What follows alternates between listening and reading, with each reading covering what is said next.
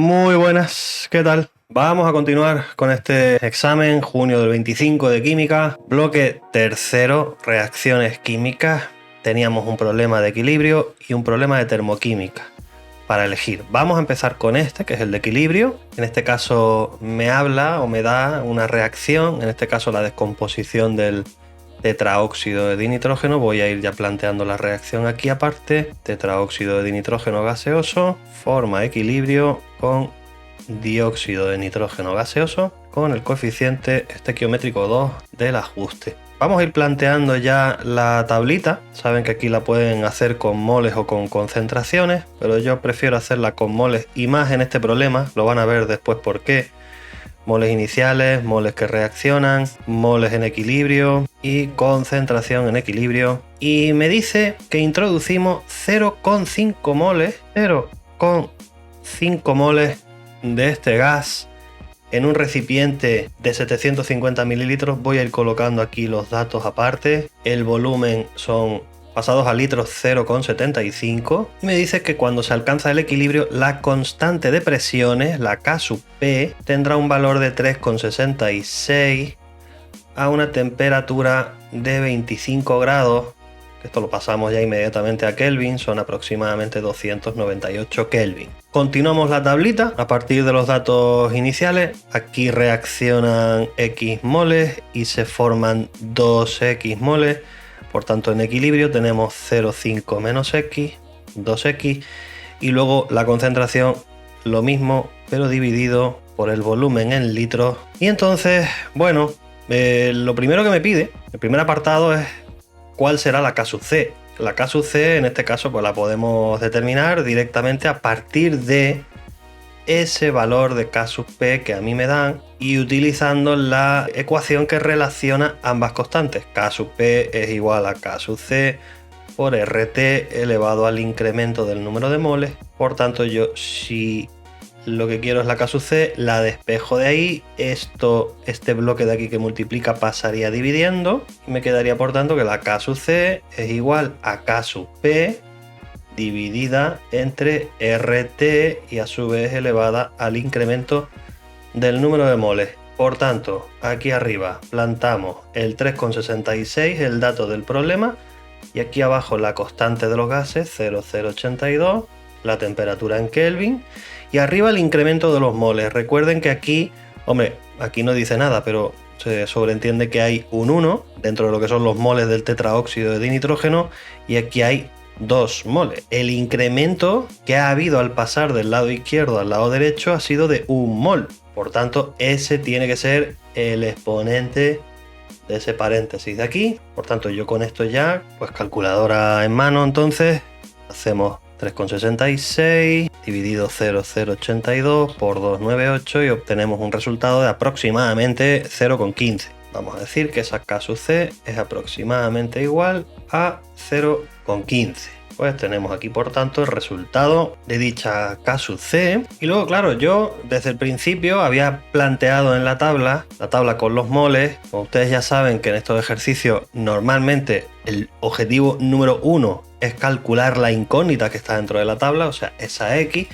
Yo ahora podría hacerla por medio de esa K sub C, es decir, planteando la ecuación del equilibrio de esta reacción y planteando una ecuación, generalmente o casi siempre me queda una ecuación de segundo grado, pero el apartado B me va a salvar un poco de eso. O sea, el apartado B me está dando ahora que dado que la presión total de la mezcla en el equilibrio es de 21 atmósferas, en realidad gracias a eso, gracias a este dato, y gracias al dato del volumen y de la temperatura, yo podría aplicar perfectamente la ley de los gases ideales. Es decir, presión total por volumen es igual a moles totales por R por T. Tengo la presión total, que son las 21 atmósferas.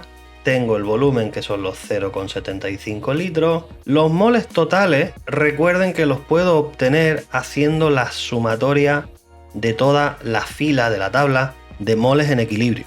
Es decir, yo podría llegar aquí y decir, bueno, pues los moles totales, por tanto, son 0,5 menos X más 2X eso es lo mismo que 0,5 más X, agrupando las X en una sola. Pues esto de aquí lo voy a meter aquí dentro de la fórmula de los gases ideales. Voy a traérmelo para acá, eso sería 21 que es la presión, 0,75 que es el volumen, 0,5 más X que son los moles totales, la constante de los gases y la temperatura 298. De aquí lo que tengo es una ecuación sencillita, en este caso de primer grado, donde el objetivo es despejar las X. Voy a limpiar un poquito la pizarra, quito lo de la constante y aquí pues bueno, simplemente que tengan en cuenta que todo esto que está multiplicando al paréntesis lo puedo pasar dividiendo al otro lado. Tendríamos 21 por 0,75 dividido 0,082 por 298. Eso es igual a 0,5 más X.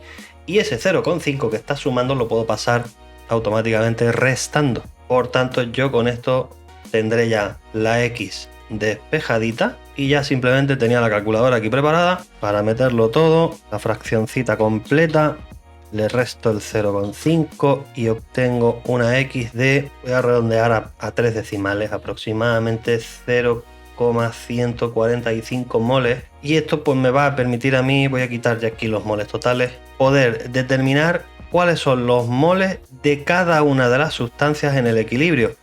Me está preguntando cuántos moles de cada uno de los dos compuestos habrá presentes en el equilibrio. Por tanto, yo podría ahora decir número de moles en equilibrio del tetraóxido de dinitrógeno ya es, en este concepto, el 0,5 menos X, sustituyo la X.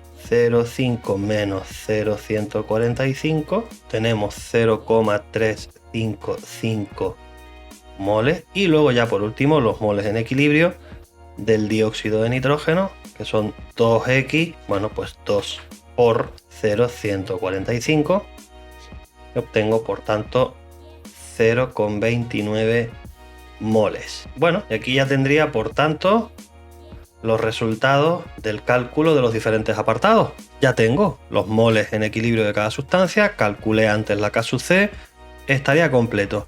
Lo que nos pregunta a continuación es justifique el efecto que tendría sobre el equilibrio un aumento de la presión. Aquí tenemos que acordarnos del principio de Le Chatelier. Según el principio de Le Chatelier, cualquier cambio en las condiciones externas de un sistema que esté en equilibrio provocará que el sistema desplace su equilibrio hacia el lado donde se oponga a la causa del cambio.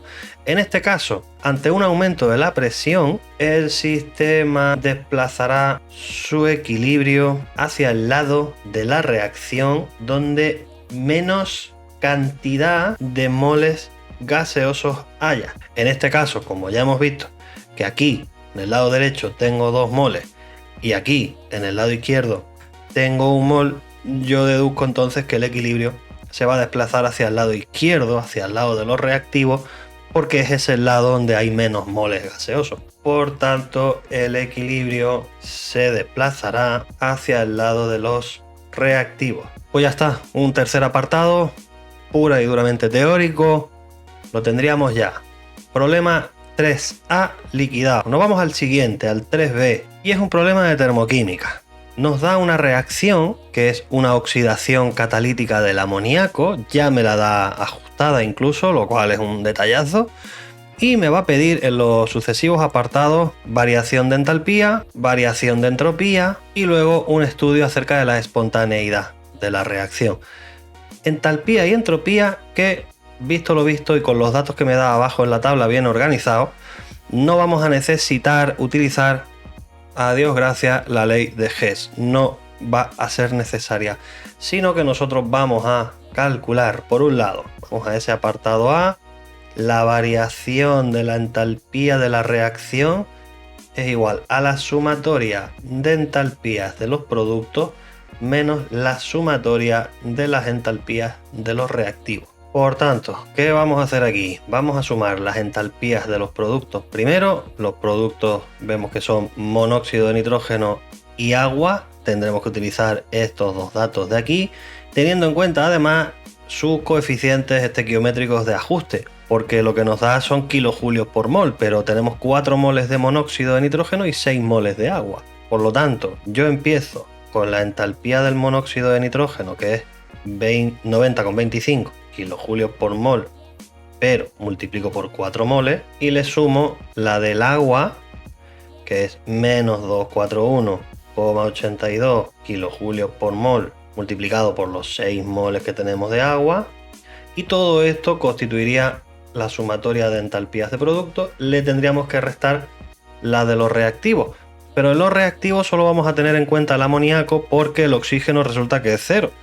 Así que únicamente colocamos la entalpía del amoníaco, que es menos 46,11 kilojulios mol, multiplicado por los 4 moles que tengo de amoníaco. Por tanto, nuevamente, calculadora en mano, 90,25 por 4, menos 241,82 por 6.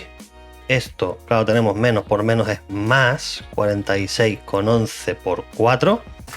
Obtenemos una entalpía de menos 905,48, menos 905,48 kilojulios. En este caso lo mantenemos en kilojulios porque, claro, nosotros hemos ido eliminando los moles al hacer las diferentes operaciones de entalpía de cada compuesto. O sea, al final el resultado tendrá que estar expresado en este caso en kilojulios. Estos son los kilojulios para la oxidación de 4 moles de amoníaco. Si ahora nos vamos al apartado B, que es para calcular la entropía, pues vamos a hacer exactamente lo mismo. Para calcular la variación de entropía de la reacción, tendré que hacer la sumatoria de las entropías de los productos menos la sumatoria de las entropías de los reactivos.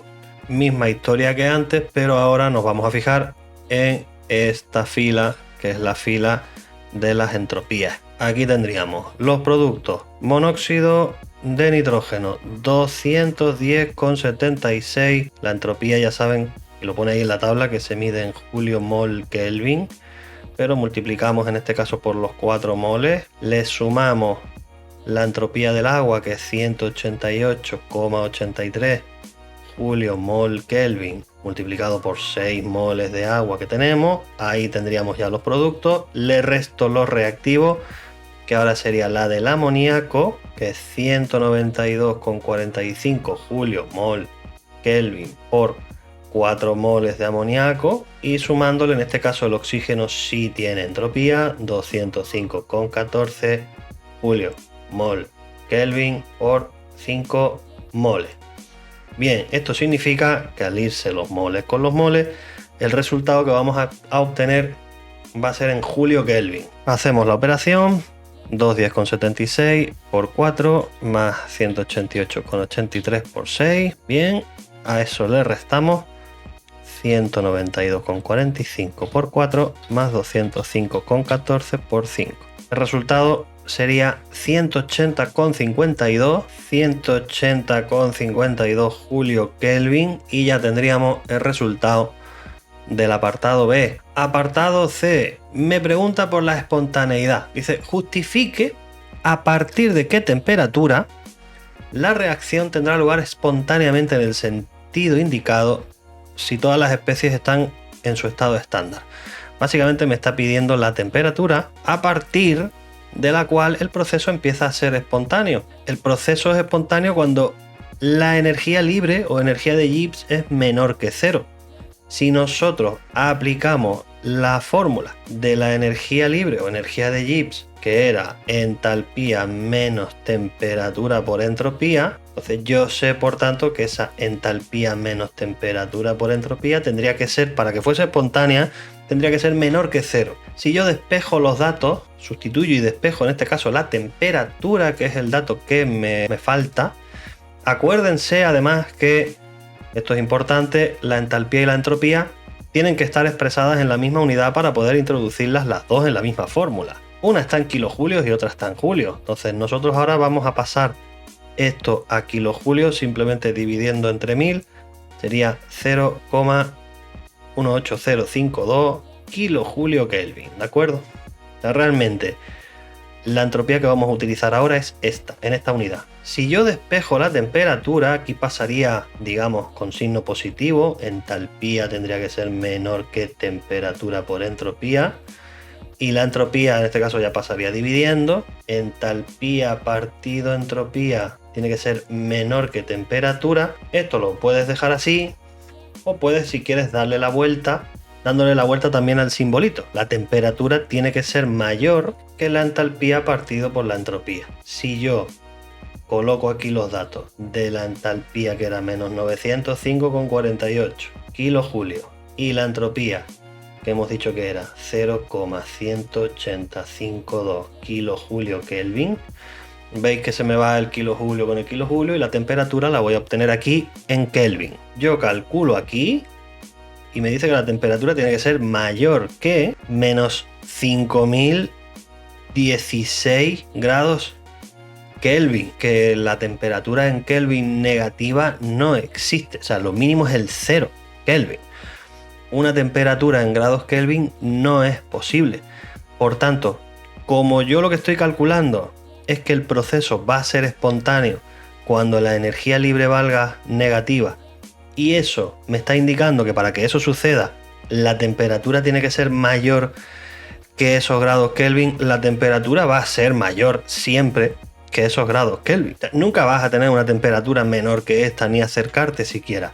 Significa, por tanto, que el proceso será siempre espontáneo a cualquier temperatura. Al darme una temperatura aquí, digamos, absurda, sobreentiendo que la temperatura, por supuesto, va a ser mayor siempre que esa temperatura. Así que el proceso va a ser siempre espontáneo. Y ya por último, el apartado de, pues me preguntan lo mismo que en el ejercicio anterior, que en el 3A, ¿cómo afectará o hacia dónde se desplazará el equilibrio si aumenta la presión total del sistema? Nuevamente, es que no lo voy ni a escribir. Vuelve a ser principio de Le Chatelier. Tú tienes aquí el lado de los reactivos, donde cuento con 4 moles de amoníaco, 5 de oxígeno, tengo 9 moles en total.